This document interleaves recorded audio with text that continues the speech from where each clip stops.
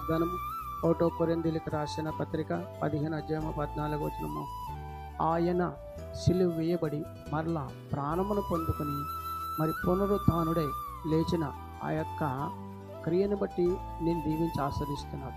అనగా దానివల్ల నీకు కలిగే ఆశీర్వాదం విశ్వాసం అనగా దేవుని నమ్మకం ఉంచుట. ఆ దినము అబ్రహాము శారాలు శరీరము పొడిగిన వారేను మరి దేవుని విశ్వాసముని కలిగి ఉన్నారు కనుక ఒక గొప్ప బహుమతిని పొందుకున్నారు. అట్టి విధముగాని ఈ దినము నీవును వారి వలె విశ్వాసముని కలిగి నీ స్థితి ఏ విధముగా ఉన్నను నేను దీవించి ఆశీర్వదింపబడతాను, దేవుడు నాకు ఒక మంచి బహుమానం ఇస్తాడని విశ్వాసం ద్వారా కొనసాగగలిగితే దేవుడు నిన్నును దీవించి ఆశీర్వదిస్తానని ఇది వాగ్దానం ద్వారా దేవుడు నీతో మాట్లాడుతున్నాడు. ఆమెను ప్రార్థన చేద్దాం.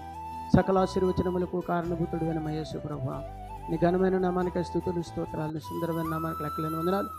ఉదయకాల సమయంలో వాగ్దానం చూసిన వాగ్దానం చేద్దాం. ప్రతి బిడ్డను దీవించండి, ఆశీర్వదించండి. యేసుక్రీస్తు పరిశుద్ధమైన నామంలో అడిగి వేడుకొంచున్నాను పరమ తండ్రి, ఆమేన్.